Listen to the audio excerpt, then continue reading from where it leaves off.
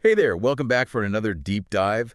Today, we're taking you to through the world of UK gangs, going way beyond the We're headlines. going deep, yeah, into a Wikipedia article that really digs beneath the surface. Okay, so when you hear UK gang, what comes to mind? Like, is it all shadowy back alleys and razor fights? Yeah. Something out of a Guy Ritchie film. Yeah, it's a common perception, but what's fascinating is that this article takes us back to the 19th century, Really? long before those Hollywood gangster tropes. The 19th century. Wow. So we're talking about gangs existing before we even think about, like, that American influence. Exactly. And get this, they were called scuttlers. Scuttlers. It almost sounds kind of quaint, doesn't it? But those youth gangs, they were known for their territorial battles, defiance of authority. Scuttlers. It's amazing how even the names just give you a glimpse into a whole different world. So, what were they like, though? Were they involved in the kind of organized crime we hear about today? Not really, no. They were often really tightly knit groups, actually, with strong family ties. Okay. They were involved in petty crime, for sure. But it was more about, I think, pushing back against the establishment, Yeah. carving out their own space. It was a rapidly changing society. It's more about rebellion than racketeering. Yeah, exactly. Really challenges those stereotypical images of, like, hardened criminals that we might think about. Absolutely. And here's where it gets interesting. The article highlights how these gangs weren't just in, like, impoverished areas. Right, which you might expect. Yeah. Yeah. They were popping up even in, well, relatively well-off working-class towns. That is surprising. You'd think those communities would be less likely to breed that kind of discontent. So why were these gangs emerging in these seemingly stable environments? Good question. It speaks to a deeper societal shift that was happening. The research of historian Stephen Humphreys sheds some light on this. Okay. He argues that the rise of industrialization played a significant role. Industrialization. I wouldn't have put those two things together. It might seem counterintuitive, but think about the upheaval, right? The mass migration to urban centers, the rise of factory work, just the breakdown of those traditional social structures. Humphreys suggests that for a lot of young people, this new life, it created a sense of anonymity, Right. a loss of identity even in the face of this massive change. Like they were yearning for a sense of belonging. A way to reclaim some control in a world that felt increasingly impersonal. Precisely. And for many, gangs provided that. Yeah. That sense of community, purpose, identity that was lacking. They were a way to rebel against the monotony of industrial life, to make a place for themselves. It makes you realize that the motivations behind joining a gang, even back then, were complex. Right. It wasn't just about poverty or desperation. Yeah. It was about something more, a need for connection, for purpose. But it wasn't just young men forming these gangs, was it?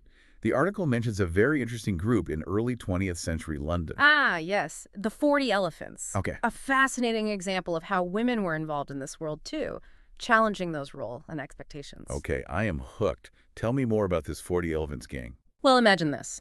Early 20th century London, a time of immense social change. And amidst all this, you have this group of women operating with their own rules. Ambitions, even. They were notorious for their heists, sophisticated heists, targeting luxury goods, high-end department stores. So not just, like, petty theft here. These women were organized. Oh, absolutely. They had a hierarchy, a leader known as the Queen. And get this, they even had connections to male gang leaders, Terrific. forming alliances, even romantic relationships. Wow, it really changes how you think about gangs. Yeah. It's not just this, like, boys club that we often imagine. It's a really important point. The 40 Elephants weren't just a historical, anomaly. They were showing us something about the roles women have always played, I think, in this world. Yeah. Often operating beneath the surface. Hidden in plain sight. It makes you wonder, like, how much we're still projecting these gender roles onto crime, Yeah. even today. It's Yeah. just a side of history we don't often hear about. Exactly. And it speaks to the importance of, I think, looking beyond just the surface, digging deeper to uncover that full picture. Okay, so we've gone from scuttlers to the 40 Elephants. It's amazing how the landscape of UK gangs has shifted over time. What about the gangs we hear about today, though? The ones making headlines. The article mentions that drugs are a big part of the landscape now, yeah? Yeah, it's a major factor. 60% of UK gangs, the article says, are involved in the drug trade. Right. which isn't that surprising, I guess. Yeah. Drugs are a lucrative business. Hmm. But what about the structure of these gangs? Are we talking about, like, these highly organized cartels, like something you'd see in a movie? Well, that's where it gets interesting. Because while drugs are a driving force, for sure the structure of many UK gangs is actually more, well, fluid. Fragmented, I guess, is a way to put it. So not the rigid hierarchy. Not always, no. The article mentions this one study found that many gang conflicts actually start not from like turf wars, Okay. but from just these personal disputes, What- rivalries. So it's less about the organized crime, more about these personal dynamics. Precisely. And a lot of the crime, even in the drug trade, is carried out by individuals or small groups within a gang. It's not as centrally coordinated as you might think. So less Godfather, more Oh, like a swarm of bees, maybe. that's a great analogy. Each bee kind of doing its own thing, but still part of that larger thing Mhm. with its own tensions and alliances. It really captures that unpredictable nature of these gangs, and that makes understanding the violence even more complicated. Which brings us to that, I guess, violence. Because when I think of UK gangs, those images of post-code wars, those territorial disputes, they always come to mind. Right. How does that fit into this more complex picture? Well, those conflicts definitely happen, particularly in London, like the article says. But the spectrum of gang violence is actually much broader than we realize, especially when we look at Northern Ireland. Northern Ireland. Okay, I'll be honest, I hadn't even considered that angle. How do things work differently there? Well, to understand that, we need to rewind a bit. Okay, rewind to Northern Ireland. What's the context there? Well, you got to think about the Troubles, right? That really intense conflict, it led to these paramilitary groups, and a lot of them, unfortunately, got involved in organized crime, even after the conflict. Well, it's not just like kids fighting over postcodes anymore. It's these really deeply rooted groups with a history of serious violence. Right, and that violence continues today. It's still happening.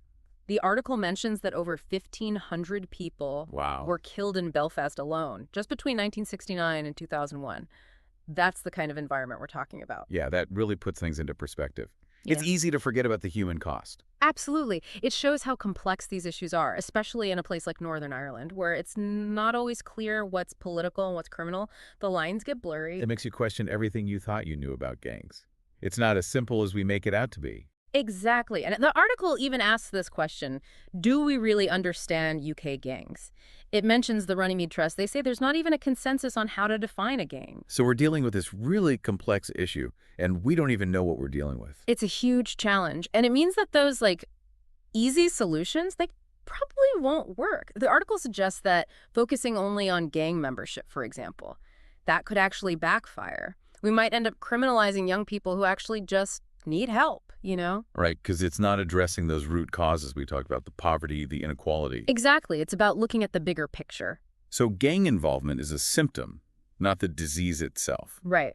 And that means that we need a more nuanced approach, a deeper understanding. Not just relying on those headlines and stereotypes. Well, this has been quite a deep dive. We've covered so much from those historical gangs to the violence and the complexities of it all. Yeah, and it's all from this one Wikipedia article. Imagine what else is out there. It makes you want to learn more.